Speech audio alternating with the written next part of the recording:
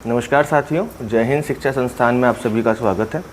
हम मध्य प्रदेश की जनजातियां देख रहे थे, जिसमें हमने पिछले वीडियोस में मध्य प्रदेश का पूरा जनजातीय परिदृश्य एक ओवरव्यू हमने देखा था और उसके बाद हमने मध्य प्रदेश में या ओवरऑल जो जनजातियों से संबंधित जो संवैधानिक प्रावधान है, जो आर्टिकल्स है, वो देखे थे। आज हम प्रारंभ करेंगे मध्य प्रदेश में जनजातियों से संबंधित जो आपके संस्थान वगैरह हैं या जो प्रकाशन वगैरह है, जो बुक वगैरह प्रकाशित होती है, जो साहित्य प्रकाशित होता है, उसके बारे में देखते हैं। ठीक, सामान्य इन्फॉर्मेशन को देखते हुए चलिएगा, है ना। जो चीज़ें मैं आपको बताते हुए चलूँगा अंडरलाइन, उसको हमको विशेष रूप से देखना है। ठीक, चलिए। अगर हम बात करें जनजातियों से संबंधित जो प्रमुख आपके संस्थान वगैरह, इसमें अगर हम आएंगे तो भाई ध्यान रखना, सबसे पहले अगर हम बात करें तो एक हो जाएगा आपका जनजातीय कार्य मंत्रालय। ठीक, तो ध्यान रखिएगा, जनजातीय कार्य मंत्रालय या मिनिस्ट्री ऑफ ट्राइबल अफेयर्स, ये किस में हो जाएगा भाई? आपका गवर्नमेंट ऑफ इंडिया, मतलब ये भारत सरकार की बात कर रहा हूँ।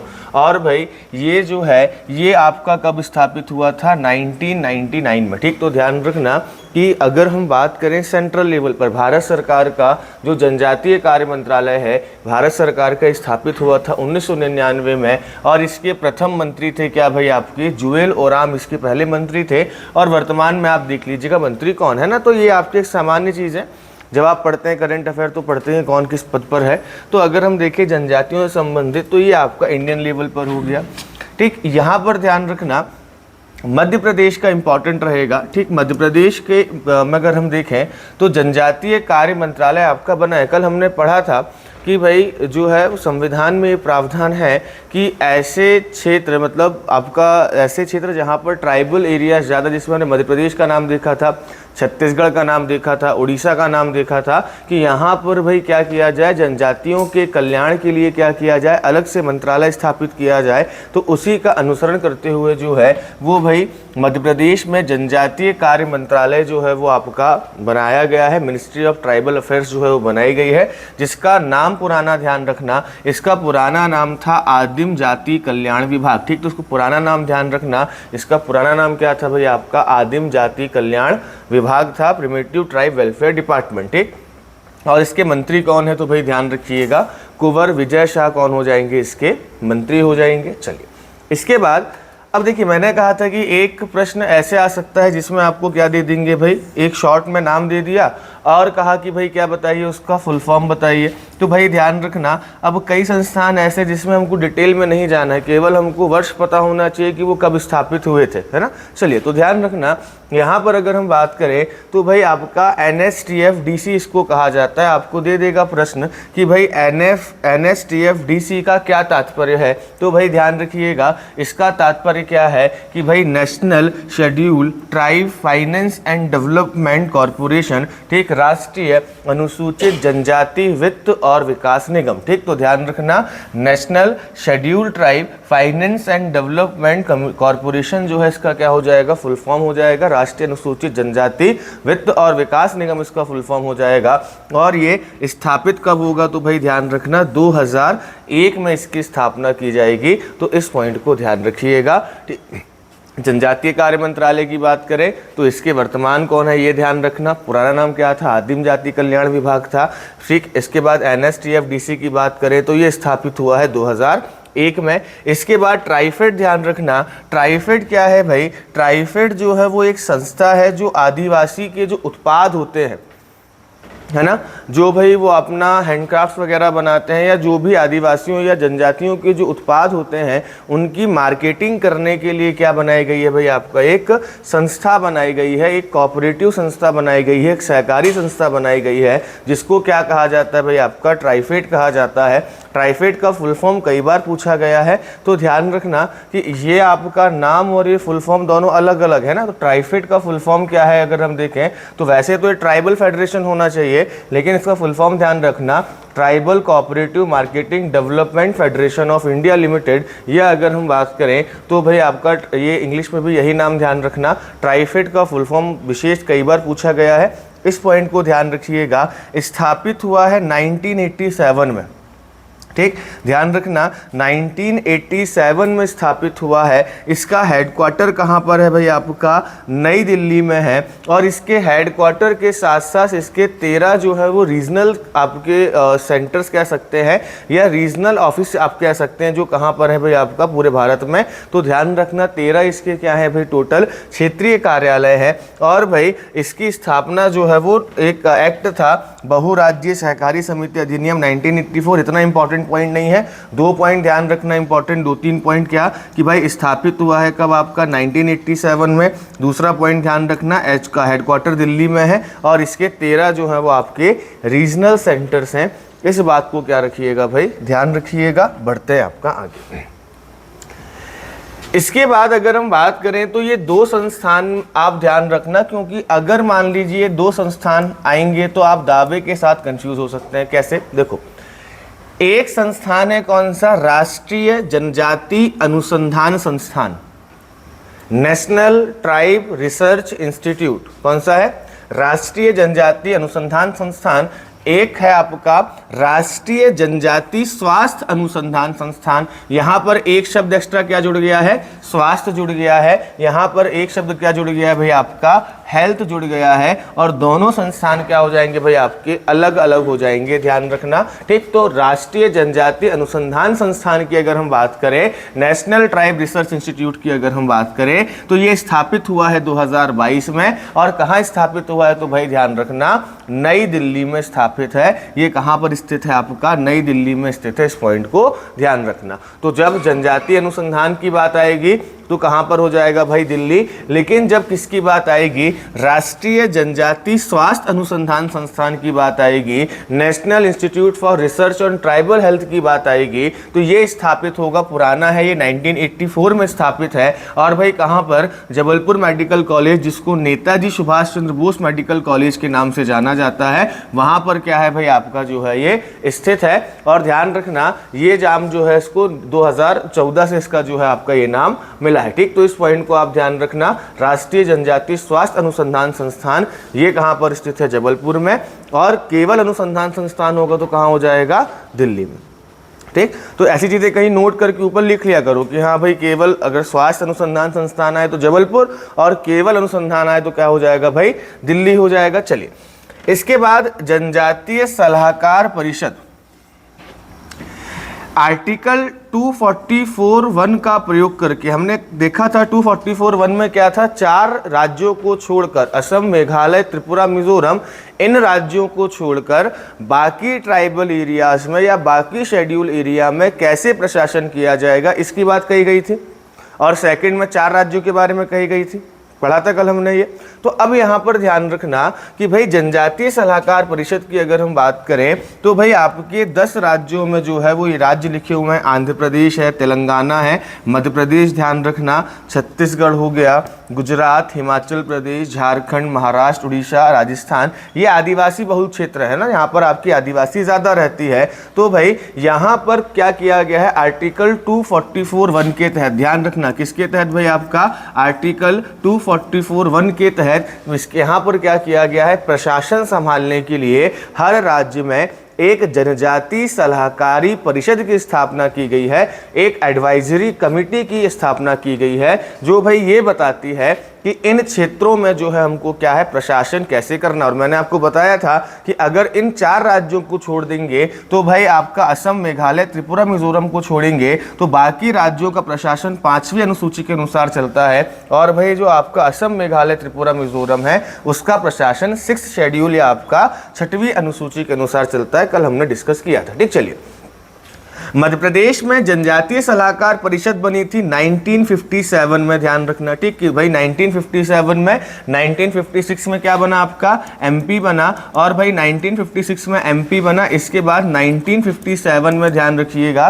क्या बन गई भाई आपकी, सलाहकारी परिषद जो है यहाँ पर बन गई। ठीक, चलिए, इसके बाद अगर हम बात करें तो इसका पुनर्गठन या इसका जो है एक तरीके से इसको रीऑर्गेनाइज किया गया, कब किया गया, 8 सितंबर 2014। देखिए फैक्चुअल इन्फॉर्मेशन है, एक बार में याद नहीं हो, टेंशन नहीं लेना है, बार बार पढ़ेंगे तो क्या हो जाएगा भाई आपको ऑटोमेटिक याद हो जाएगा। और नहीं भी होगा तो इतना तो आपको जो है वो दिमाग में आ ही जाएगा कि ऑप्शन देखकर आप क्या लगा ले भाई, सही आंसर लगा ले। ठीक, चलिए, अब ध्यान रखना कि भाई इसका गठन किसके द्वारा किया जाता है, ये इंपॉर्टेंट है। ठीक, आपको आ गया मध्य प्रदेश जनजातीय सलाहकार परिषद का गठन किसके द्वारा किया गया है, तो भाई ध्यान रखना आर्टिकल 244 के तहत राष्ट्रपति के द्वारा किया गया है। ये बहुत इंपॉर्टेंट है, गलत कर सकते हैं ना, तो ध्यान रखना कि भाई 244 का प्रयोग करते हुए राष्ट्रपति के द्वारा जो है जनजातीय सलाह परिषद की स्थापना की जाती है, जो फिर क्या करते हैं, आपका इन राज्यों में प्रशासन का काम करते हैं। ठीक, चलिए अब अगला पॉइंट भी इंपॉर्टेंट है भाई, इसमें अधिकतम कितने मेंबर हो सकते हैं, तो भाई अधिकतम मेंबर कितने हो सकते हैं इसमें 20 से ज्यादा मेंबर नहीं हो सकते, ध्यान रखना। और इसमें अगर हम बात करें तो भाई आपका 3/4 लोग है ना, जैसे मान के चलिए इसका जो आपका जैसे 20 लोग हैं तो 20 में से 15 लोग, भाई इसका 3/4 कितना हुआ, 15 हुआ, तो भाई 3/4 लोग जो हैं वो आपके क्या होंगे, विधानसभा में एसटी के प्रतिनिधि होंगे, क्योंकि बन किसके लिए रही है भाई, आपका शेड्यूल ट्राइब के लिए बन रही है, तो हमको उसका प्रतिनिधित्व तो रखना पड़ेगा ना, उन्हीं के लिए काम करना है भाई। अगर मान लीजिए मुझे आपके लिए कोई प्लान बनाना है तो मुझे आप में से कुछ लोगों को रखना पड़ेगा ना, ताकि आप वास्तविक समस्याएं बता पाएं, आप वास्तविकता चीज़ें बता पाएं। तो वही चीज़ है कि यहाँ पर 20 से आपके जो है 20 से ज़्यादा मेंबर नहीं होंगे, और जितने भी मेंबर होंगे उसका 3/4 मेंबर क्या होंगे भाई आपके विधानसभा में एसटी से होंगे या शेड्यूल ट्राइब से होंगे। इस पॉइंट को आप जो है वो ध्यान रखना। तो ये 3 संस्थान यहाँ पर ध्यान रखिएगा, इन 2 का विशेष ध्यान रखना, इसमें कन्फ्यूजन मत होना। स्वास्थ्य आए तो दिल्ली, आपका अनुसंधान आए तो दिल्ली है, और स्वास्थ्य अनुसंधान आए तो क्या हो जाएगा भाई आपका जबलपुर है। ठीक, चलिए बढ़ते हैं आपका आगे। इसके बाद मध्य प्रदेश राज्य अनुसूचित जनजाति आयोग। ठीक, आयोग तो हम अलग से पढ़ेंगे, वहां कवर कर लेंगे, लेकिन संस्थान हम पढ़ रहे हैं इसलिए मैंने आपको बता दिया। भाई 3 इसमें क्या होते हैं, आपके मेंबर्स होते हैं, 1 अध्यक्ष होता है और 2 क्या होते हैं भाई आपके अन्य सदस्य होते हैं। तो भाई ध्यान रखना 1+2 क्या होती है, इसकी संरचना होती है, 1 अध्यक्ष और बाकी अगर हम बात करें तो 2 अन्य सदस्य होते हैं। और साथ ही साथ में ध्यान रखना इसमें जो आपके सदस्य होंगे इसमें से कम 2 सदस्य जो हैं वो किससे होना चाहिए भाई, आपका शेड्यूल ट्राइब से होना चाहिए। इस पॉइंट को भी ध्यान रखना। ठीक, इसके अलावा जो भाई आपका जनजातीय विकास आयोग है या ट्राइबल डेवलपमेंट कमीशन है, उसके कमिश्नर इसके एक्स ऑफिसो क्या होते हैं भाई, चेयरमैन होते हैं। देखो एक शब्द होता है क्या भाई आपका, पदेन। ठीक, या इसको हम क्या कहते हैं भाई, आपका एक एक्स ऑफिसियो शब्द आपका होता है। इसका मतलब क्या होता है कि कोई व्यक्ति उस पद पर नहीं है, मतलब समझिएगा, जैसे इसमें क्या कहा गया कि भाई जनजातीय विकास आयोग के आयुक्त क्या होंगे, आयोग के, इस आयोग के जो आपका अनुसूचित जनजाति आयोग बना है इसके एक्स ऑफिसो मेंबर होंगे या आपके पदेन सदस्य होंगे। मतलब समझिएगा यहाँ पर किसी व्यक्ति की बात नहीं हो रही है, यहाँ पर बात हो रही है किसकी भाई, एक पद की बात हो रही है कि भाई जो जनजातीय विकास आयोग का जो भी आयुक्त बनेगा, मतलब जिसकी भी नियुक्ति जनजातीय विकास आयोग के कमिश्नर के तौर पर होगी, वो व्यक्ति ऑटोमेटिक क्या बन जाएगा भाई, इसका मेंबर बन जाएगा, उसकी अलग से नियुक्ति नहीं करनी पड़ेगी। क्लियर है ये पॉइंट। उसकी हमको, जैसे हम पढ़ते हैं क्या कि भाई उपराष्ट्रपति जो है वो राज्यसभा का क्या होता है, पदेन अध्यक्ष होता है, पढ़ते पदेन सभापति होता है।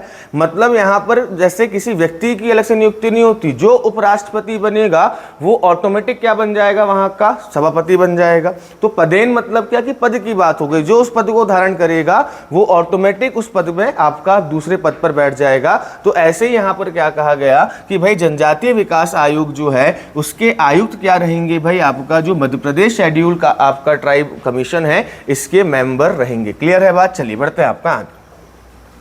इसके बाद अगला है मध्य प्रदेश आदिम जाति अनुसंधान एवं विकास संस्थान। ठीक, तो ध्यान रखना, देखो बहुत सारे इंस्टीट्यूट है, ठीक, कंफ्यूजन हो सकती है, तो क्या करना, एक लिस्ट बनाना और लिस्ट में क्या करना, पूरे जो है वो संस्थानों के नाम लिखना और आगे उसके ईयर लिख लेना, है ना। और जब बार बार पढ़ोगे क्या होता है, जब पहली बार हम पढ़ेंगे तो हमको सब नाम लगभग दिखने में एक जैसे होते हैं, है ना, और हम लोग भी कंफ्यूज होते हैं। भाई ऐसा नहीं है, क्योंकि लगभग मिलते जुलते बहुत सारे नाम होते हैं तो हम लोग को भी कंफ्यूजन होता है, तो आप लोग को भी होना सामान्य बात है।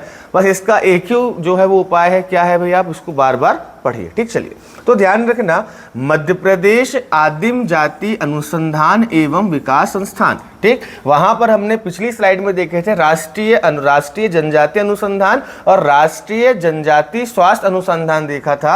यहां पर क्या है, आदिम जाति अनुसंधान एवं विकास संस्थान Madhya Pradesh tribal research and development institute, ध्यान रखना, ये स्थापित हुआ है कब भाई आपका 20 अप्रैल 1954 को, ठीक। तो 1954 में जो है ये स्थापित हुआ है। और कहाँ स्थापित हुआ है, तो भाई आपका ध्यान रखना छिंदवाड़ा में क्या हुआ है भाई आपका स्थापित हुआ है। और भाई छिंदवाड़ा में स्थापित होने के बाद ध्यान रखना 1965 में इसका जो मुख्यालय है वो कहाँ लाया गया है भाई आपका, भोपाल लाया गया है। इस पॉइंट को जो है वो ध्यान रखिएगा। तो 10 अप्रैल 1965 को इसका मुख्यालय कहाँ आ गया है, आपका भोपाल में आ गया, ठीक। तो ध्यान रखना दोनों पॉइंट्स। देखो अगर पूछेगा मुख्यालय तो क्या लगाएंगे, भोपाल लगाएंगे, ठीक।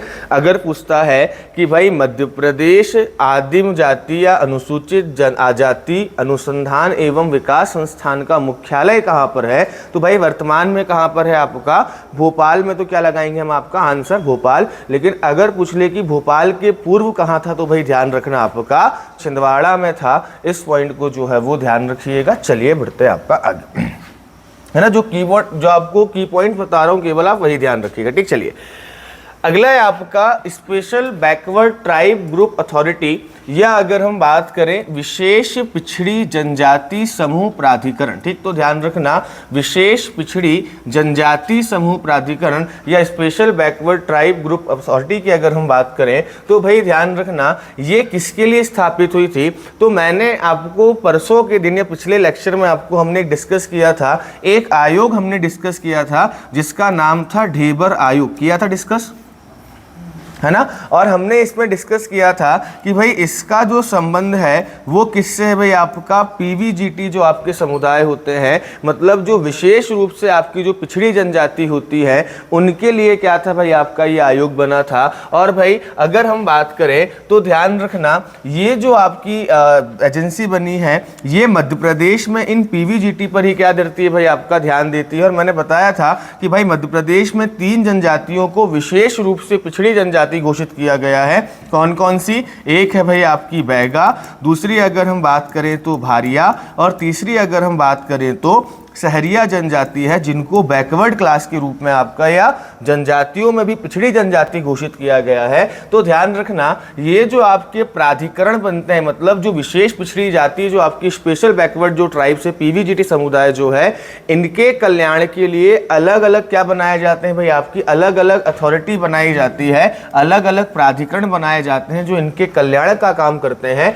और इसमें ध्यान रखना भाई 3 जनजाति है तो इनके लिए हमारे अगर हम बात करें तो 3 जनजातियों के लिए प्राधिकरण बनेगा। कौन कौन सा भाई, बैगा, भारिया और सहरिया, क्योंकि भाई यही क्या है भाई हमारे यहाँ 3 पीवीजीटी समुदाय में आते हैं, ठीक। तो ध्यान रखना विशेष रूप से पिछड़ी जनजाति में 3 जनजातियां आती हैं, बैगा, भारिया और सहरिया। और भाई मध्य प्रदेश में जो प्राधिकरण बनेंगे वो इन तीनों के लिए ही बनेंगे। और भाई प्रत्येक अभिकरण में देखो मतलब ये अलग अलग प्राधिकरण बनेंगे आपके, बैगा का अलग बनेगा, भारिया का अलग बनेगा, सहरिया का अलग बनेगा। और भाई इसमें अगर हम बात करें तो भाई ध्यान रखना कि प्रत्येक अभिकरण में मतलब आपका हर एक अथॉरिटी में ध्यान रखिएगा इन्हीं जातियों के, मतलब जैसे बैगा का बना है तो उसमें बैगा जनजाति के, भारिया का बना है तो भारिया जनजाति के 1 अध्यक्ष और 3 आपके जो है वो अशासकीय सदस्य रहेंगे, नॉन ऑफिशियल आपके मेंबर्स रहेंगे। मतलब अशासकीय मतलब क्या हो गया, जो आपके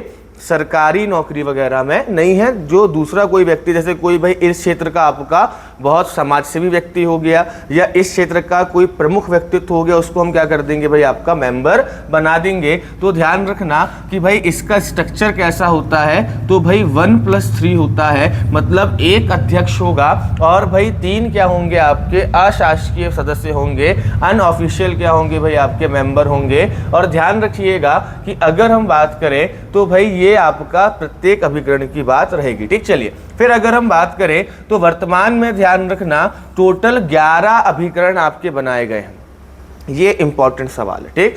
अगर पूछ लिया जाए मध्य प्रदेश में वर्तमान में विशेष पिछड़ी जनजाति के लिए कितने अभिकरण कार्य कर रहे हैं या कितनी अथॉरिटी कार्य कर रही है, तो ध्यान रखना भाई 11 अभिकरण काम कर रहे हैं, 11 अथॉरिटी काम कर रही है, जो लगभग आपका 15 जिलों को कवर करती है। ठीक, तो ध्यान रखना जिनका कार्यक्षेत्र कितना है भाई आपका 15 जिलों में है, 15 जिलों को ये कवर करेगी। जैसे अगर हम बात करें तो भाई एक है आपकी सहरिया विकास प्राधिकरण। कौन सा? सहरिया। 3 बनेंगी, सहरिया, बैगा और कौन सा हो जाएगा? भारिया। ठीक, तो ध्यान रखना सहरिया विकास प्राधिकरण किन किन जिलों को कवर करता है, तो भाई सिंपल चीज है, उन्हीं जिलों को कवर करेगा जहां पर ये जनजाति पाई जाएगी। सहरिया प्राधिकरण वही काम करेगा जहां पर सहरिया ट्राइब पाई जाती है। और सहरिया ट्राइब कहाँ पाई जाती है, तो भाई मध्य प्रदेश के उत्तर में पाई जाती है। तो भाई आप देखेंगे शिवपुर, शिवपुरी और गुना, ग्वालियर ये उत्तर में ही है। यहीं पर क्या पाई जाती है भाई? सहरिया जनजाति पाई जाती है। तो सहरिया प्राधिकरण आपका कहाँ काम करेगा भाई? शिवपुर, शिवपुरी, गुना और ग्वालियर में काम करेगा। इस चीज को क्या रखिएगा भाई? ध्यान रखना। ठीक, चलिए बढ़ते हैं आपका आगे। अगला है आपका बैगा ट्राइब। अब बैगा की अगर हम बात करें तो आप देखेंगे बैगा जो रहती है लगभग इस एरिया में रहती है। ठीक है, और इस एरिया में आप देखेंगे तो कौन कौन से जिले आ रहे हैं, तो भाई यहीं पर आपका मंडला आ रहा है, यहीं पर आपका शहडोल बालाघाट आएंगे, यहीं पर आपका उमरिया, डिंडोरिया, अनूपपुर आएंगे। तो एक तो शहडोल संभाग पूरा आ जाएगा जिसमें शहडोल, उमरिया और कौन रहेगा भाई आपका? अनूपपुर रहेगा। इसके बाद भाई मंडला, डिंडोरी ध्यान रखना, और साथ ही साथ में बालाघाट ध्यान रखना। यहाँ पर कौन सी भाई ट्राइब काम करेगी? आपका बैगा डेवलपमेंट अथॉरिटी काम करेगी या सहरिया विकास प्राधिकरण काम करेगा, है ना। देखो कई चीजें ऐसी होती हैं जो आप लॉजिक के साथ सॉल्व कर सकते हैं। अब अगर आपको कभी विकल्प आता है तो आप देखिए कि इस जनजाति का निवास कहां पर है। भाई जहां पर निवास होगा, जहां पर ये रहती होगी, वहीं पर क्या बनेगा? इसका प्राधिकरण बनेगा। ठीक, इसके बाद भारिया की अगर हम बात करें तो मैंने आपको बताया था भारिया जो है वो मेनली उसका एक ही जगह है, पातालकोट छिंदवाड़ा में मैंने बताया था, डिस्कस किया था आपसे। तो ध्यान रखिएगा भारिया विकास प्राधिकरण कहां पर काम करेगा? पातालकोट में करेगा। और भाई ध्यान रखना पातालकोट कहां पर है? तो तामिया विकास खंड है। कहां पर भाई आपका? छिंदवाड़ा में, जहां पर भाई आपका भारिया जनजाति रहती है। और हमने डिस्कस किया था कि भारिया जनजाति को 1981 के सेंसस में क्या कहा गया था भाई आपका? जंगलियों के जंगली कहा गया था, है ना। तो ये भी ध्यान रखना, इनको जो है वो जंगलियों के जंगली कहा गया था। इस पॉइंट को भी ध्यान रखिएगा। बढ़ते हैं आपका आगे। ठीक, चलो तो ये प्राधिकरण ध्यान रखना, अगर आप लिंक रखेंगे तो आपको याद रहेगा कहां पर कौन सा प्राधिकरण है। बढ़ते हैं आपका आगे। ठीक, चलिए इसके बाद मध्य प्रदेश आदिवासी वित्त एंड विकास कॉरपोरेशन की बात हो जाएगी। Madhya Pradesh tribal finance and development corporation, और ये स्थापित होगा आपका 1995 में। अब देखो इसमें यही फैक्ट है, यही याद रखना है, और केवल यही आपका जो है वो क्या आता है भाई? प्रश्न आता है। काम सबको पता है भाई, काम क्या छुपा हुआ है इसमें? वित्त और विकास निगम। मतलब क्या करेगा कि भाई इनके लिए फाइनेंस की व्यवस्था करेगा, इनके डेवलपमेंट के लिए काम करेगा, यही काम करेगा। मैं बोलूं कि भाई राष्ट्रीय महिला आयोग क्या काम करेगा? महिलाओं के लिए काम करेगा। तो भाई ऐसे ही अगर हम बात करें तो भाई मध्य प्रदेश आदिवासी वित्त और विकास निगम क्या करेगा? आदिवासियों के फाइनेंस रिलेटेड जो चीज़ें हैं उनके लिए काम करेगा। जैसे उनको लोन वगैरह प्रोवाइड करना हो गया, उनको भाई कोई सहायता प्रदान करना हो गया, ये सब चीज़ें करेगा। ठीक, चलिए तो ध्यान रखना स्थापित कब होगा आपका? जो है वो 1995 में। इसके बाद अगला ध्यान रखना मैप सेट। ठीक, ध्यान रखना क्या है भाई आपका? मैप सेट ध्यान रखिएगा, इंपॉर्टेंट है। इसका फुल फॉर्म क्या हो जाएगा? Madhya Pradesh employment and training council हो जाएगा। ठीक, मध्य प्रदेश रोजगार एवं प्रशिक्षण परिषद हो जाएगा। स्थापित कब हुआ था भाई आपका? 1981 में। ठीक, काम क्या होगा? रोजगार और प्रशिक्षण देना, मतलब उनके लिए रोजगार में सहायता करना और उनको स्किल डेवलपमेंट उनका करना, या उनको किसी भी चीज़ का कह देना भाई आपका प्रशिक्षण वगैरह देना, ये इनका काम होगा। तो इसका ईयर केवल इंपॉर्टेंट रहेगा, काम इंपॉर्टेंट नहीं रहेगा। लेकिन जब प्रश्न पढ़ेंगे तब समझ में आता है, आप जब सवाल बनाएंगे तब समझ में आएगा सवाल क्या बन सकता है। और केवल वही चीज़ आप याद रखिए जिसे सवाल बन सकता है ना। अनावश्यक चीज़ों को हमको नहीं पढ़ना है, जो हमको वहाँ पर बन सकता है। चलिए अगला है उद्यमी विकास संस्थान हो जाएगा, है ना। तो ध्यान रखना, उद्यम विकास संस्थान की अगर हम बात करें मध्य प्रदेश में, तो ये भाई आपका 20 मार्च 1980 को क्या हुआ था, स्थापित हुआ था। अब ये फैक्चुअल इंफॉर्मेशन है भाई, अब ये फैक्चुअल है तो आपको याद करनी पड़ेगी, ठीक। चलिए, तो यहाँ पर समझने वाला कुछ कॉन्सेप्ट नहीं है, यहाँ पर केवल फैक्चुअल याद रखना, 20 मार्च 1980। अब देखो सबसे पहले क्या ध्यान रखना, ईयर ध्यान रखना भाई, सबसे पहले वर्ष ध्यान रखिए, डेट तो फिर बाद में हो जाएगी, है ना। अधिकतर क्या आता है भाई, आपका वर्ष ही आता है कि भाई किस वर्ष को स्थापित हुआ था। तो सबसे पहले किसी भी संस्थान अगर आप याद कर रहे हैं तो उसके ईयर एक बार देख लीजिएगा। और मैं कह रहा हूँ आप बार बार केवल पढ़िएगा, याद मत करना, केवल बार बार पढ़ना कि भाई मध्य प्रदेश रोजगार एवं प्रशिक्षण परिषद जो है 1981, मध्य प्रदेश उद्यमी विकास संस्थान 1980, आप केवल बार बार पढ़िएगा, आपको पढ़ते पढ़ते याद हो जाएगा, आपको याद करना ही नहीं है। अगर आप इसको 10 से 20 बार पढ़ लेंगे, बार बार एक एक दो दिन के गैप में केवल नज़र मार लेंगे, तो आपको चीज़ें याद हो जाएंगी, ठीक। चलिए आगे बात करते हैं। अगला है ये संस्थान, ध्यान रखना, हम सुनते हैं मध्य प्रदेश में एकलव्य विद्यालय चलते हैं, एकलव्य स्कूल चलते हैं, है ना। अनुसूचित जनजातियों के लिए, अनुसूचित जाति जनजातियों के लिए एकलव्य विद्यालय से नवोदय चलता है, वैसे एकलव्य चलता है ना। और एकलव्य को चलाने वाली जो संस्थान है, मतलब वहाँ का जो मैनेजमेंट देखता है, वो संस्थान कौन सा है, वो है आपका मध्य प्रदेश ट्राइबल वेलफेयर, ठीक। तो ध्यान रखना, मध्य Pradesh tribal welfare residential and आश्रम एजुकेशनल इंस्टीट्यूशन सोसाइटी, ठीक। इसका नाम थोड़ा सा लंबा है, तो इससे आपको नाम लंबा है तो अलग समझ में आ जाएगा। पहला चीज़ क्या है, ट्राइबल वेलफेयर आपका जो है रेसिडेंशियल हो जाएगा, इसके बाद रेसिडेंशियल एंड आश्रम, ठीक। तो ट्राइबल वेलफेयर रेसिडेंशियल एंड आश्रम एजुकेशनल इंस्टीट्यूशन सोसाइटी, मतलब क्या है भाई, आपकी सोसाइटी है।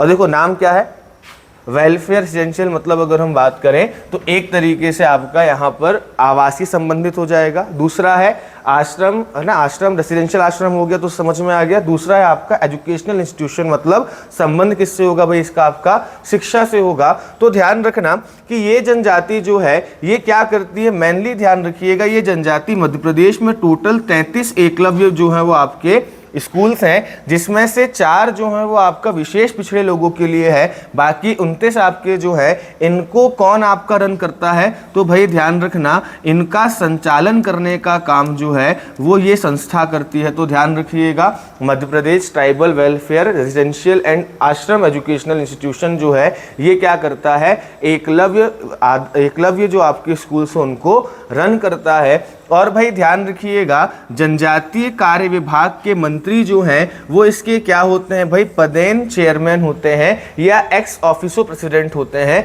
पदेन अध्यक्ष होते हैं। मतलब जो भी आपके जनजातीय कार्य विभाग के मंत्री बनेंगे वो ऑटोमेटिक क्या बन जाएंगे भाई, इसके अध्यक्ष बन जाएंगे। फिर इसके बाद भाई प्रमुख, देखो अब ये डेटा बहुत ज़्यादा इंपॉर्टेंट नहीं है, इंपॉर्टेंट क्या है आपका लास्ट पॉइंट, है ना, कि भाई इसका काम क्या है। तो इसका काम है कि जो एकलव्य आपके मॉडल स्कूल हैं, जो आपके एकलव्य मॉडल रेसिडेंशियल स्कूल जो आपके हैं, इनको क्या करना है भाई, आपका संचालित करना इसका काम है। तो ये ध्यान रखना।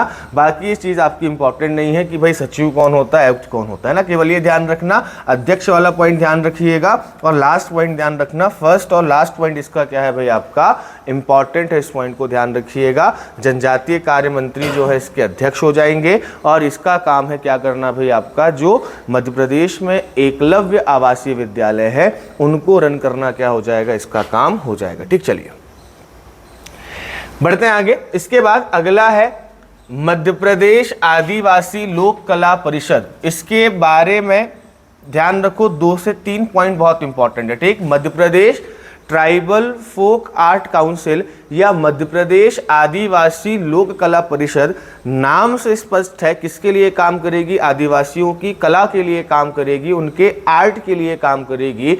स्थापित कब हुआ है, 1980 में। आप देखना अधिकतर संस्थान इसी के आसपास स्थापित हुए। अधिकतर आप संस्थान देखेंगे तो 1980 के आसपास ही क्या हुए हैं, स्थापित हुए हैं। कहाँ पर स्थापित हुआ है भाई आपका, भोपाल में। अब इसका काम क्या है, तो भाई लोक कला परिषद है तो क्या करती है, बहुत सारे संस्कृति विभाग का ये एक हिस्सा है।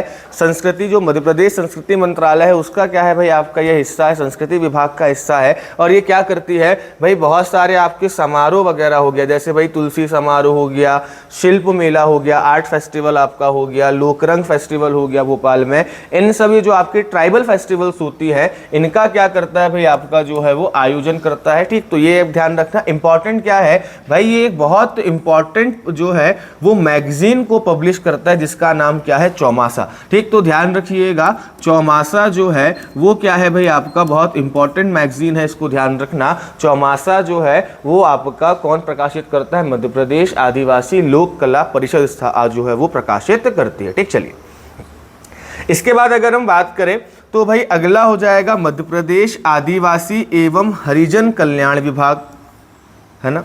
देख लो इतने मंत्रालय होते हैं, है ना। चलिए तो क्या है भाई आपका, अगर हम बात करें तो मध्य प्रदेश आदिवासी एवं हरिजन कल्याण विभाग, और यही इतने सारे डिपार्टमेंट होने का एक नुकसान क्या होता है, कहाँ जाए पता नहीं, है ना। वो बोलेगा भाई यहाँ नहीं, उस वाले कल्याण विभाग में जाओ। वो बोलेगा भाई यहाँ का तो काम नहीं है, एक काम करो लोक कला परिषद जाओ, है ना। तो यही विभागों का एक फ़ायदा होता है कि भाई एक दूसरे पर टाल देते हैं। चलिए तो ध्यान रखना, मध्य प्रदेश आदिवासी एवं हरिजन कल्याण विभाग की अगर हम बात करें तो भाई ये स्थापित कब हुआ है आपका, 1964 में स्थापित हुआ है, ध्यान रखिएगा। और किस रूप में हुआ था, तो इसका पहले नाम था आपका जो है वो आदिम जाति कल्याण विभाग। ठीक, पहले इसका नाम क्या था आपका, प्रिमिटिव ट्राइब वेलफेयर डिपार्टमेंट के रूप में 1964 में स्थापित हुआ था। लेकिन अगर हम बात करें तो भाई 1965 में एक साल बाद ही इसका नाम जो है वो क्या कर दिया गया भाई आपका, चेंज कर दिया गया। फिर आदिवासी और हरिजन कल्याण विभाग क्या कर दिया भाई, हमने इसको नाम दे दिया। ठीक, तो पहले केवल आदिम जाति के नाम से था, फिर क्या हो गया, आदिम जाति और हरिजन कल्याण के नाम से जो है वो आपका हो गया। तो इसमें हरिजन शब्द हमने क्या कर दिया भाई आपका और जोड़ दिया। ठीक, चलिए तो यहाँ पर ये ध्यान रखना। तो जो संस्थान बहुत ज़्यादा इंपॉर्टेंट होगा वो मैं आपको बताते हुए चल रहा हूँ। ठीक, जैसे आदिवासी लोक कला परिषद के 2 सवाल ध्यान रखना, स्थापित कब हुआ है, तो भाई 1980 में भोपाल में, और दूसरा किस पत्रिका को पब्लिश करता है, तो चौमासा मैगजीन को पब्लिश करता है। 2 बहुत इंपॉर्टेंट इन्फॉर्मेशन है, ध्यान रखिएगा। ठीक, चलिए आगे बात करते हैं। अगला है आदिवासी प्रकोष्ठ, या इसको हम कहते हैं आपका ट्राइबल सेल, या इसको इंग्लिश में भी आदिवासी प्रकोष्ठ कहा जाता है ना। ट्राइबल सेल की अगर हम बात करें या आपका आदिवासी प्रकोष्ठ की बात करें तो ये भी क्या काम करता है भाई आपका जो है, ये आपके समय समय पर बनाए जाते हैं। ठीक, ये जैसे आपके अलग अलग आयोग होते हैं ना कि भाई अलग, जैसे वित्त आयोग हर 5 साल में बनाया जा रहा है, वैसे ही ये आपके जो है हर कुछ समय बाद जो है वो बनाए जाते हैं। सबसे पहले कब स्थापित हुआ था, तो भाई ध्यान रखना, मध्य प्रदेश हाईकोर्ट के कहने पर जो है ये 1984 को स्थापित हुआ था। ठीक, तो ध्यान रखना कि ये 1984 को स्थापित हुआ था, और किसके आदेश पर हुआ था, तो भाई मध्य प्रदेश हाईकोर्ट के आदेश पर हुआ था। और उस समय भाई कौन थे, देखो ये प्रश्न आ चुका है इसलिए मैंने यहाँ पर लिखा है। ठीक, कि भाई सबसे पहला आदिवासी प्रकोष्ठ किसके कार्यकाल में जो है वो स्थापित किया गया था, तो भाई ध्यान रखिएगा अर्जुन सिंह जो थे उनके टाइम पीरियड में, जब वो मुख्यमंत्री थे तब क्या किया गया था भाई आपका आदिवासी प्रकोष्ठ जो है वो आपका बनाया गया था, जिसकी पहली बैठक जो है वो 1984 में ही 17 अगस्त को हुई थी। ठीक, तो ध्यान रखना अर्जुन सिंह के टाइम पर हुआ था, 1984 को स्थापित हुआ था। इसके अध्यक्ष कौन होते हैं, तो भाई मुख्यमंत्री होते हैं। ठीक, ध्यान रखना अध्यक्ष कौन होते हैं, इसके मुख्यमंत्री होते हैं। और भाई उपाध्यक्ष कौन होता है, तो आपके लॉ एंड ट्राइबल मिनिस्टर जो हैं या मध्य प्रदेश के विधि एवं जनजाति मंत्री जो हैं वो इसके क्या होते हैं भाई, उपाध्यक्ष होते हैं। ठीक, चलिए इसके बाद इसमें इनके अलावा, ठीक ये तो हो गए, इसके अलावा क्या होते हैं भाई आपके 5 सलाहकार होते हैं। ठीक, मतलब अगर हम देखें तो एक अध्यक्ष हो गए सीएम, एक कौन हो गए भाई उपाध्यक्ष हो गए, इसके बाद कौन हो गए भाई आपके 5 सलाहकार हो गए। इसके बाद अगर हम बात करें तो अलग से आपके 8 मेंबर होंगे। ठीक। तो सलाहकार के साथ आपके अदर जो है वो 8 मेंबर हो गए, प्लस आपका जो है हर आयोग का या हर प्रकोष्ठ का एक सचिव होता है, एक आपका जो है सेक्रेटरी होता है, तो एक क्या हो जाएगा भाई, सचिव हो जाएगा, है ना। तो इस पॉइंट को ध्यान रखना। तो इसका स्ट्रक्चर ध्यान रखिएगा, एक अध्यक्ष हो गए जो मुख्यमंत्री होते हैं, एक उपाध्यक्ष हो गए जो कौन होते हैं, विधि और ट्राइबल मिनिस्टर जो है या जनजातीय मंत्री, वो इसके उपाध्यक्ष होते हैं। इसके अलावा 5 जो है इसमें क्या होते हैं भाई, सलाहकार होते हैं, 8 जो है वो सदस्य होते हैं। इसके साथ साथ एक सचिव होता है, और सचिव अगर कभी अनुपस्थित रहे तो उसके लिए हम क्या एक नियुक्त करते हैं, एक सह सचिव की जिसकी हम बात करते हैं, आपका एडिशनल जो सेक्रेटरी होता है या सहायक सचिव की जो हम क्या करते हैं भाई, नियुक्ति करते हैं। ठीक, चलिए इसके बाद अगर हम बात करें तो भाई वर्तमान में हाल ही में जो आपका नवीनतम आयोग बना है, ये बना है कब भाई, ध्यान रखना, ये बना था आपका जो है वो 8 अप्रैल जो है वो 2022 को। ठीक, और इसका उस समय जो है वो ध्यान रखिएगा।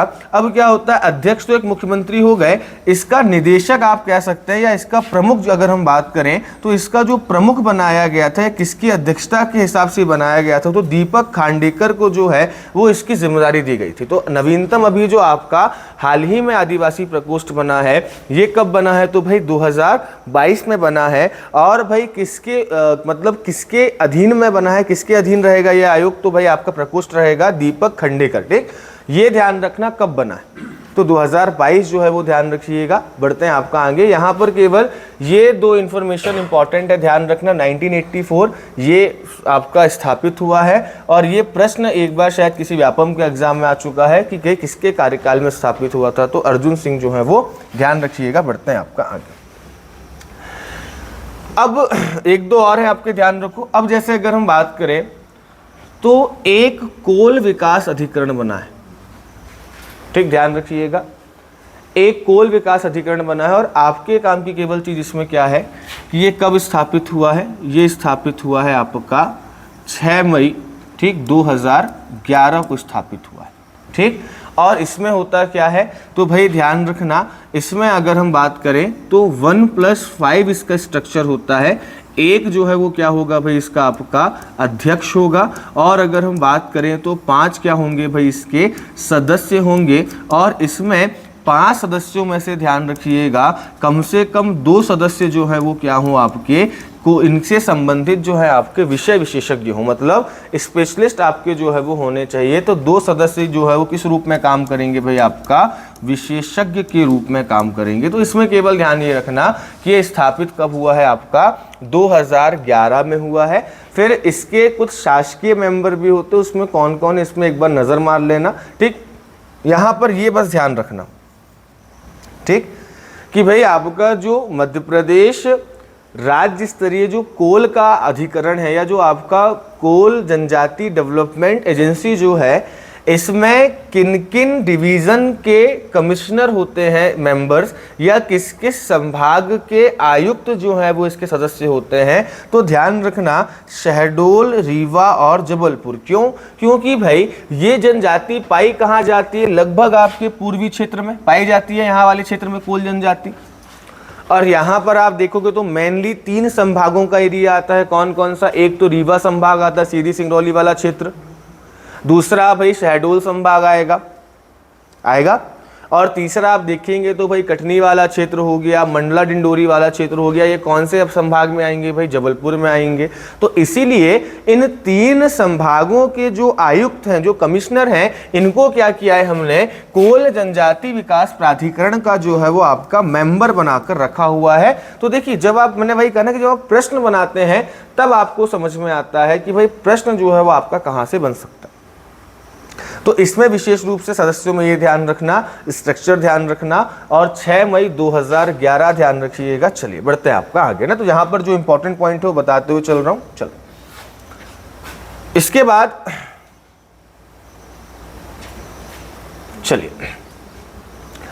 अब संस्थान तो आपके हो गए, है ना, संस्थान आपके खत्म हो गए। अब कुछ और चीज देख लेते हैं इनसे जुड़े हुए, क्योंकि भाई देखो 3 आपका सिलेबस जो उसमें 3 चीजें हैं, संस्थान है, संग्रहालय है और प्रकाशन है। ठीक, चलिए अब ध्यान रखना, पहला अगर हम देखें तो विश्वविद्यालय की बात करते हैं, इंदिरा गांधी राष्ट्रीय जनजाति विश्वविद्यालय, ना जाने कितनी बार एग्जामों में पूछा जा चुका है। ठीक, तो ध्यान रखना आपका Indira Gandhi national tribal university, बहुत ज़्यादा बार जो है वो एग्जाम से पूछा जा चुका है। तो पहले इस बार एक बार स्लाइड को देख लो आप ना, फिर आगे पढ़ते हैं।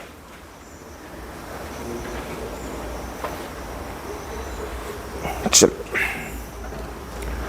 तो भाई ध्यान रखना ये आपका कब स्थापित हुआ है, तो इसका एक्ट आया था 2007 में, लेकिन स्थापित कब हुआ था भाई आपका 2008 में। और भाई ये भारत का पहला जनजातीय विश्वविद्यालय है, इसीलिए ये इंपॉर्टेंट है। और ध्यान रखना ये भाई राज्य का है कि केंद्र का है, तो भाई ध्यान रखना ये आपका केंद्रीय विश्वविद्यालय है, सेंट्रल यूनिवर्सिटी है। ठीक, तो ध्यान रखिएगा कि अगर हम बात करें तो भाई 2008 में स्थापित हुआ है। कहां पर है भाई? अमरकंटक में। ठीक, तो ध्यान रखना कहां पर है ये? अमरकंटक में। ध्यान रखिएगा इसकी स्थापना जो है वो अमरकंटक में हुई है। ठीक, चलिए इसके बाद अगर हम बात करें तो मध्य प्रदेश में जो शेड्यूल ट्राइब है इनके लिए कुछ आवासीय विद्यालय भी आपके जो है वो रन होते हैं। और कहां कहां पर होते हैं? तो भाई जो जबलपुर, गुना और इंदौर। ध्यान रखना इन 3 जिलों में जो है वो आपका 600 सीट के हिसाब से, ठीक, तो ध्यान रखिएगा 600 सीट के हिसाब से जो है वो आपका जो है इन 3 जिलों में क्या है भाई आपका विद्यालय जो है वो स्वीकृत हैं, जहां पर जनजातीय बच्चे जो है वो आपका रहकर क्या करेंगे भाई तैयारी करेंगे। ठीक, इसके अलावा एकलव्य अलग है। एकलव्य मॉडल स्कूल जैसे हो गए, है ना, आप थोड़ा सा वहाँ भी तो पढ़ रहे हैं, यहाँ भी तो पढ़ रहे हैं भाई। एक सरकारी स्कूल भी होता है, एक एक्सीलेंस भी होता है, नवोदय भी होता है, उत्कृष्ट भी होता है। तो भाई अलग अलग कैटेगरी स्कूल्स की होती है। वैसे अगर हम बात करें तो भाई आपका एकलव्य आदिवासी जो आपका आदर्श आवासीय विद्यालय है, ये ध्यान रखिएगा। अभी हमने चर्चा की थी कि भाई इसका संचालन कौन करता है, तो मध्य प्रदेश ट्राइबल वेलफेयर रेजिडेंशियल आश्रम एजुकेशनल इंस्टीट्यूशन समिति द्वारा क्या किया जाता है, इसको रन किया जाता है। वर्तमान में 33 जो है वो क्या है भाई आपके एकलव्य विद्यालय हैं, जिसमें से 29 जो है वो आपके शेड्यूल ट्राइब के लिए हैं और 4 जो है वो किसके लिए हैं भाई आपका पीवीजीटी समुदाय के लिए हैं। तो इसको ध्यान रखना। और ये पीवीजीटी समुदाय के लिए ध्यान रखिएगा इंदौर, गुना, जबलपुर और आपका शिवपुरी में जो है संचालित किए जा रहे हैं। इस पॉइंट को जो है वो ध्यान रखिएगा। ठीक, चलिए तो ये ध्यान रखना एकलव्य अगर पूछा जाए वर्तमान में कितनी संख्या है, तो भाई आपका 33 है। ठीक, जिसमें से 29 जो है वो शेड्यूल ट्राइब के लिए हैं और 4 जो है वो केवल किसके लिए हैं आपका पीवीजीटी के लिए। ठीक, चलिए इसके बाद अगर हम बात करें तो भाई ये आपका ध्यान रखना जो है वो टांटिया भील विश्वविद्यालय। ठीक, तो क्रांति सूर्य टांटिया भील विश्वविद्यालय भाई ये कहाँ पर है? तो टांटिया भील विश्वविद्यालय ध्यान रखिएगा वहीं पर होगा जहाँ भील जनजाति रहती है, उसी क्षेत्र में होगा। तो भाई ध्यान रखिएगा जो है ये आपका खरगोन में। ठीक, इसको अलग कर लो, यहाँ से संस्थान आपका एक अलग हो गया। इसका नाम है इंदिरा गांधी राष्ट्रीय मानव संग्रहालय। ठीक, चलिए तो इसका नाम ध्यान रखना इंदिरा गांधी राष्ट्रीय मानव संग्रहालय इसका नाम है।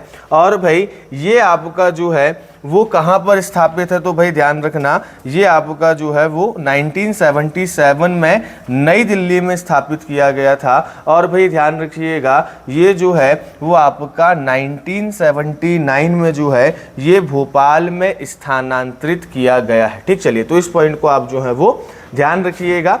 यहाँ पर आपकी जो है कुछ इन्फॉर्मेशन होती है कंप्लीट। ठीक, चलिए इसके आगे की स्लाइड मुझे देखनी पड़ेगी।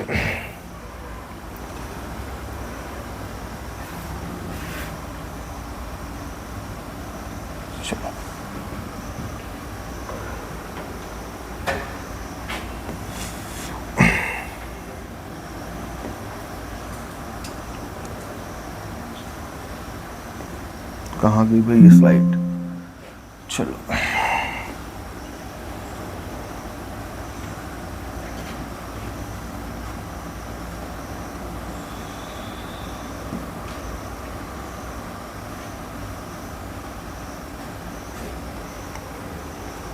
चलिए अब इसके बाद क्या करना है भाई हमको जो है अब देखनी है कुछ जनजातियां। ठीक, चलिए तो अब हमको बात करनी है कुछ जनजातियों की। सबसे पहले जो है वो बात करते हैं किसकी भाई आपका भील ट्राइब की बात करते हैं। ठीक, चलिए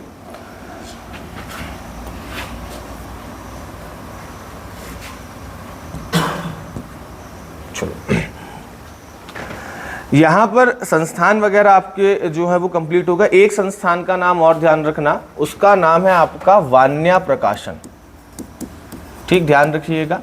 और वान्या प्रकाशन जो है वो आपका 1980 में क्या होता है भाई, स्थापित होता है। वान्या प्रकाशन 1980 में जो है वो ध्यान रखिएगा आपका 1980 में 1980 में जो है वो आपका स्थापित किया गया था। इसको जो है वो ध्यान रखिएगा। और ये अभी हाल ही में जो है वो ध्यान रखना MPPSC के पेपर में जो है ये आपका आ भी चुका है। ठीक, तो इसको आप ध्यान रखिएगा विशेष रूप से।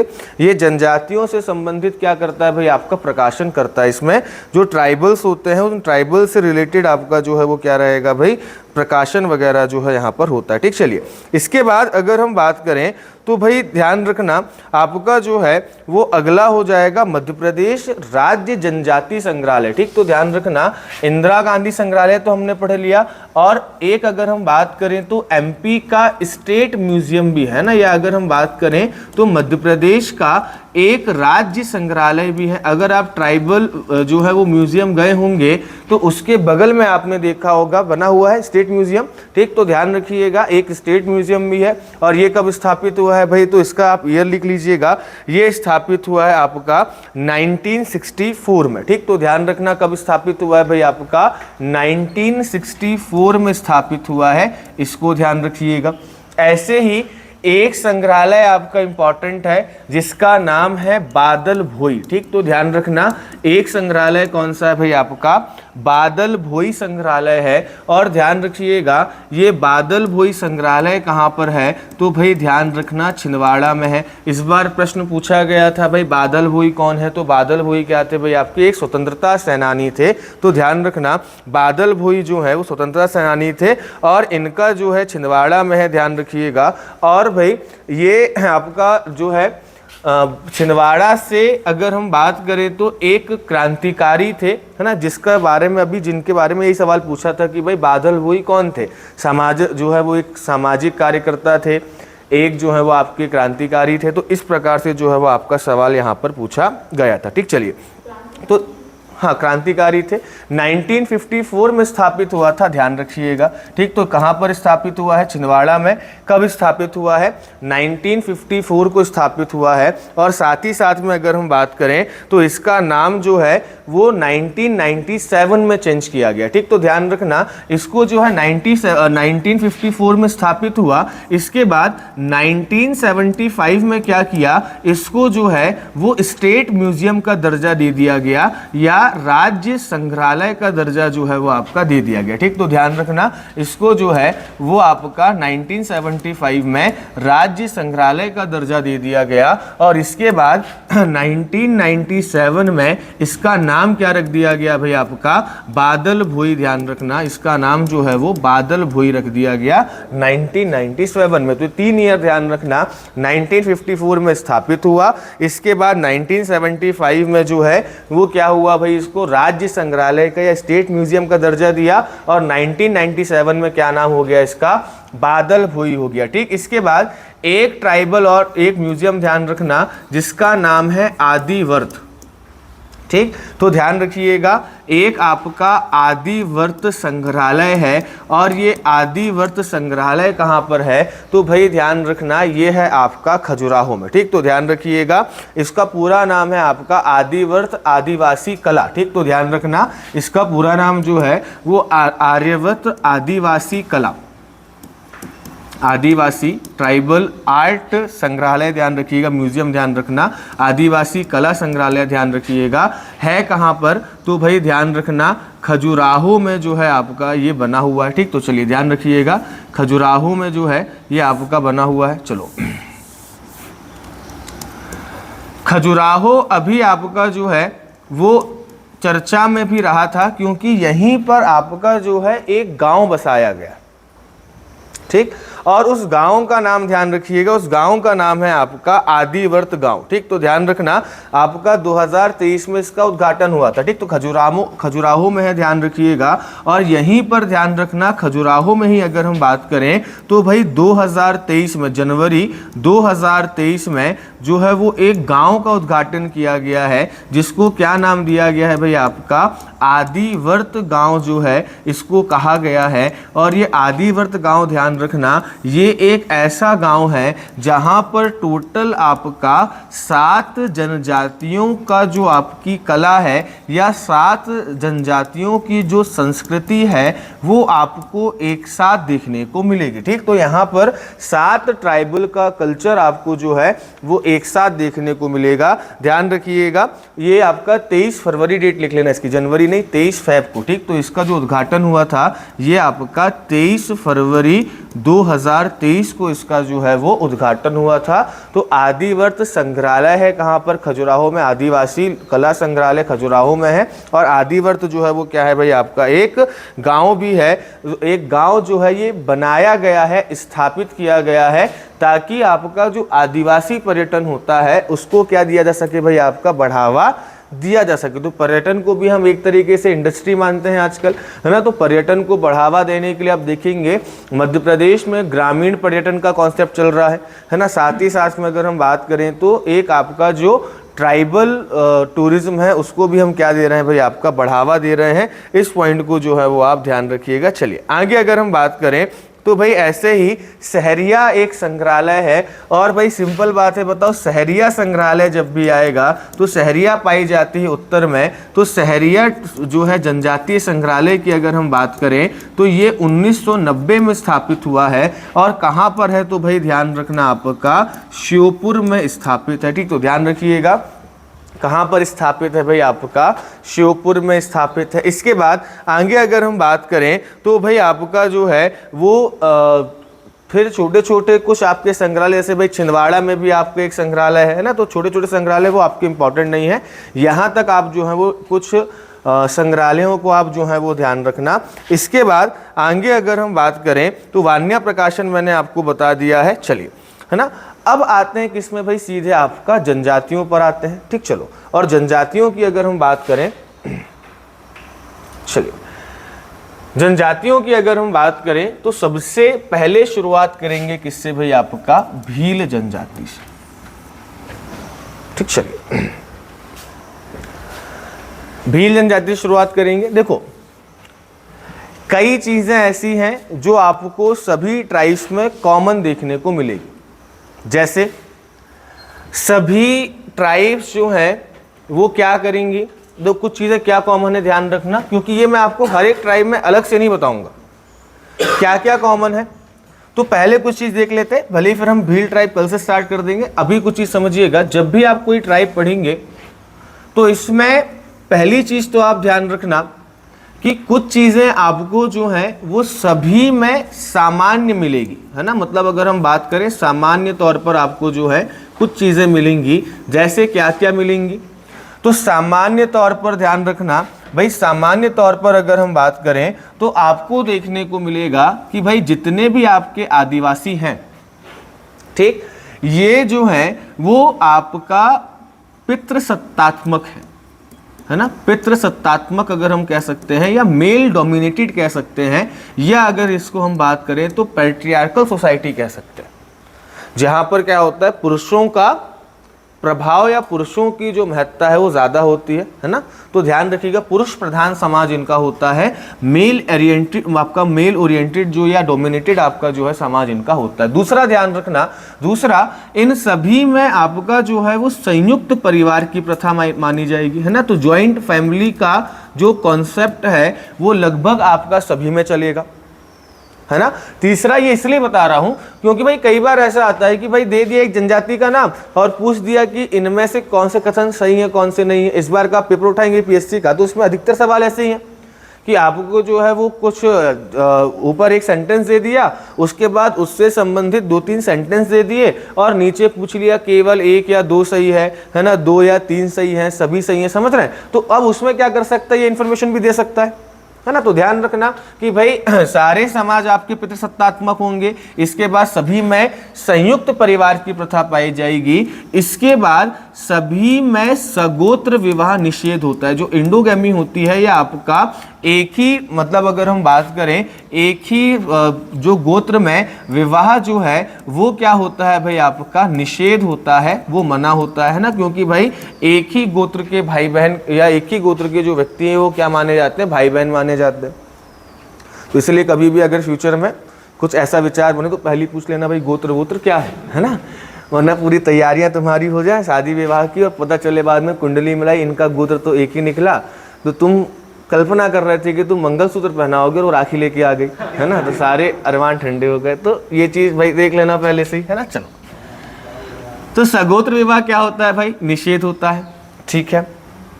जनजाति है, भगवान को मानती होगी नहीं मानती होगी, मानती होगी।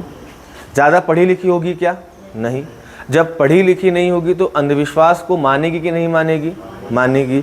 जादू टोने को मानेगी कि नहीं मानेगी, मानेगी, ठीक। तो ध्यान रखना कि इस जनजाति में अगर हम बात करें तो ये जनजाति क्या है भाई आपका, इनमें जो है वो आपका अंधविश्वास, इसके बाद अगर हम बात करें इनमें अंधविश्वास के अलावा अगर हम देखें तो भाई जो जादू टोना होता है, ध्यान रखिएगा, जादू टोना, ठीक। इसके अलावा जो भूत प्रेत होते हैं इन सबका क्या होता है भाई आपका प्रभाव ज़्यादा होता है ना, तो सबको इन सब क्या करेंगे भाई आपका ज़्यादा मानेंगे। साथ ही साथ में अगर हम बात करें तो ये सारे के सारे क्या होंगे भाई, कहीं ना कहीं से नेचर या प्रकृति को क्या करेंगे भाई, उसकी पूजा करेंगे, नेचर वर्शिप करेंगे।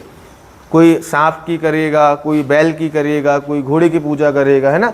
तो कहीं ना कहीं अगर हम बात करें तो भाई प्रकृति की क्या करेंगे भाई, ये पूजा करेंगे, ध्यान रखना। इसके बाद कुछ आपकी और सामान्य चीज़ें ध्यान रखना, जैसे हाँ, सगोत्र विवाह में एक चीज़ ध्यान रखिएगा, सगोत्र विवाह में जो है वो केवल एक ही शर्त पर आपका एक ही गोत्र में विवाह हो सकता है, उसको कहा जाता है आपका विडो रीमैरिज, या अगर हम बात करें तो आपका विधवा पुनर्विवाह, ठीक। तो ध्यान रखिएगा, केवल एक ही कंडीशन है जिसमें क्या किया जाता है भाई, अगर हम बात करें एक ही गोत्र में विवाह किया जाता है ना, सिंपल बात है भाई।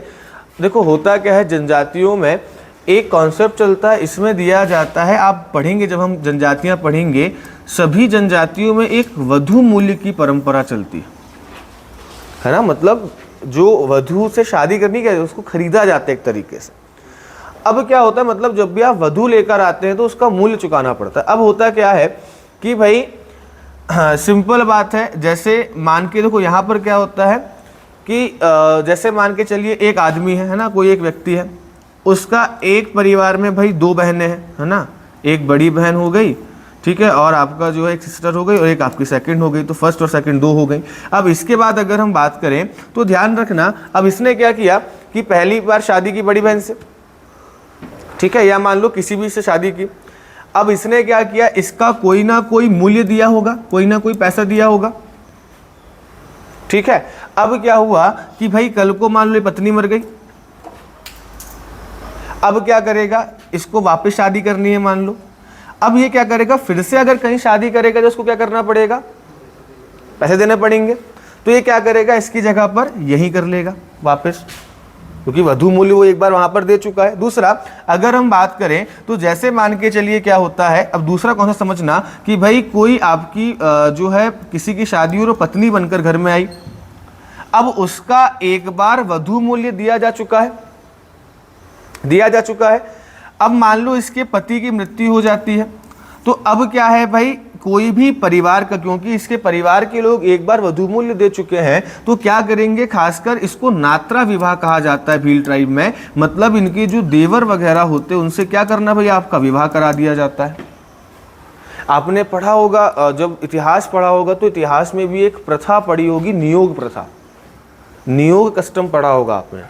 और नियोग प्रथा क्या होता था कि अगर मान लीजिए किसी महिला के पति की मृत्यु हो जाती है तो वो अपने देवर से संतान प्राप्ति कर सकती है, इसको क्या कहा जाता था, नियोग प्रथा कहा जाता है। और वैसी कस्टम आपका यहाँ पर है कि भाई अगर पति की मृत्यु होती है तो भाई क्या हो जाएगा, आपका देवर से या उसी परिवार में किसी भाई से उसके क्या कर दिया जाएगा, विवाह कर दिया जाएगा, है ना। तो यहाँ पर अब समझिएगा, जब पत्नी बनकर आई तो गोत्र परिवर्तित हो गया, इसका वही गोत्र हो गया जो किसका है भाई, आपका पति का है। अब क्या होगा, आपका सेम गोत्र में शादी हो सकती है ना। तो ये चीजें आप ध्यान रखना, कुछ चीजें आपकी बिल्कुल सामान्य रहेंगी, तो इसको हम अलग अलग ट्राइब में नहीं पढ़ेंगे, क्लियर है पॉइंट, इसको हम अलग अलग ट्राइब में नहीं पढ़ेंगे। तो भील जनजाति हम शुरुआत करेंगे आपका कब से भाई, कल से शुरुआत करेंगे, और उसके बाद फिर आपका कल भील और गौंड जनजाति को हम जो है वो आपका निपटा देंगे। तो फिर मिलते हैं आपसे कल, धन्यवाद, जय हिंद।